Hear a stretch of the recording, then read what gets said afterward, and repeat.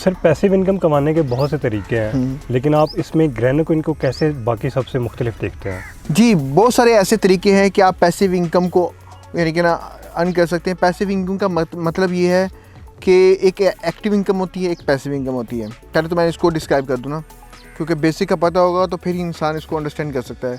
Active ये है कि आप हर टाइम एक्टिव हैं, जो आप काम कर रहे हैं उतना ही कमा रहे हैं, आप काम नहीं कर रहे तो पैसे नहीं आ रहे। पैसिव इनकम का मतलब ये है कि आपने इन्वेस्टमेंट कर दी है, लोग आपके लिए काम कर रहे हैं, सिस्टम आपके लिए काम कर रहा है, इंस्टीट्यूट आपके लिए काम कर रहा है, ऑर्गेनाइजेशन आपके लिए काम कर रही है।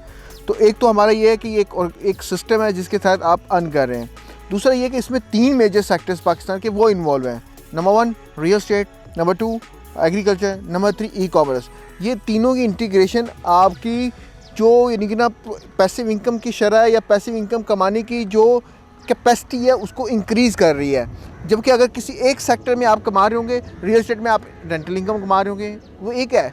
अगर वहाँ पर डिमांड एंड सप्लाई ऊपर नीचे हुई तो चीज़ें यानी कि ना आपके रेवेन्यू उस पर इफेक्ट आ सकता है, पॉजिटिव भी नेगेटिव भी। अब दूसरे एग्रीकल्चर है, वो भी एक पैसिव इनकम के तौर पर यूटिलाइज हो सकता है, लेकिन उसमें जब तक आप वैल्यू एडिशन नहीं करते तो उस टाइम तक आपको उसका कोई बेनिफिट नहीं होता। तीसरी ये चीज़ है कि अगर आप ई कॉमर्स को करते हैं तो ई कॉमर्स आप किसी को देकर पैसे उसको कहेंगे यार ई कॉमर्स चलाए, तो ज़री बात है कि वो भी एक बड़ा एक क्रिटिकल मोमेंट होगा कि प्रोडक्ट की हंटिंग से लेकर उसकी मार्केटिंग तक।